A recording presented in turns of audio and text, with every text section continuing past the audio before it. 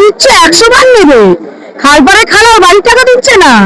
ঠিক আছে, তোমার আমার কষ্ট অর্জিত ট্যাক্সের পয়সা আমরা ভরছি, সেটা নিয়ে যদি ওর পরিবার উৎসব করতে পারে, ওদের বাড়িতে যদি এসকেলেটর লাগতে পারে, ওদের যদি 35টা থেকে 36টা 37টা 38টা প্লট হতে পারে, আমার ভাইরা তোমরা সারা দিন এত হাড় খাটা পরিশ্রম করছো, তা কি হয়েছে? তোমার বাড়ির লোক কেন নেবে না? তুমি কেন কি যুবশ্রীরা কি করেছে কেন নেবে না?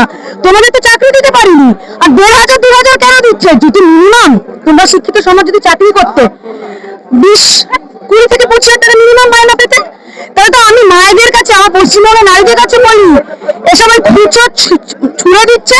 খুচরো তো বিশ্বাসী হবেন না, ডিমান্ড করুন, 20,000 টাকা ডিমান্ড করুন, লক্ষ্মী ভান্ডারে 20,000 টাকা দিতে বলুন, আপনাদের ঘরের সন্তানকে যুবশ্রী ভাতাতে 20,000 টাকা ডিমান্ড করুন।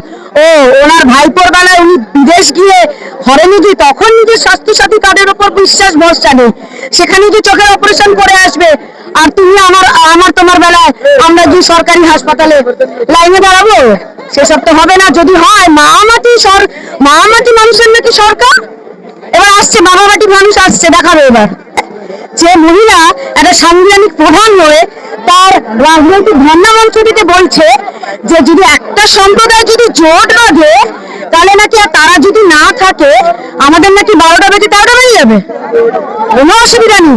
এবার আমরা সনাতনীরা জোট বাঁধলে কি করে 13টা থেকে 14টা, আর 14 13 সব মিলিয়ে 108 কি করে বাঁচাতে হয়, আমরা এবার বোঝাবো।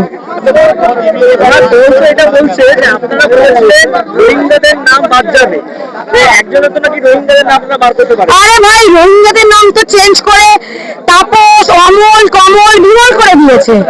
চাকরি দিয়ে ছাড়তে তো একটু সময় লাগবে। আর প্রত্যেকে জানে যে আজকে ভাষাগত যে পার্থক্য, যতই তুমি একটা নাটক করো, একটা ভাষাগত পার্থক্য তো বোঝা যায়, তাদের একটা বেশভূষা হাব ভাব দেখলে কিন্তু বোঝা যায়।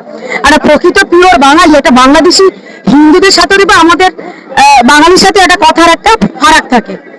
অতএব ওনাকে এত চিন্তা করতে হবে না। এই না বলেছিল আমার লাশের ওপর দিয়ে এসআইআর হতে দেবো না, কই দিব্যি তো ড্যাং ড্যাং করে বেঁচে যাচ্ছে, মরলোটা কেন? মরলে তো পশ্চিমবঙ্গবাসী হার জুড়তো, মানে মরবেও না, আর আমাদের মানে 2-3টে প্রজন্ম গিলে খেয়ে বসে আছি ডাইনি। এইটাই শেষ। এখন পশ্চিমবঙ্গবাসীর উচিত আগে এই প্রশ্নের উত্তরটা দেওয়া যে একটা সম্প্রদায় যদি জোট বাঁধে তাহলে আমাদেরকে 12টা 13টা বাজাবে।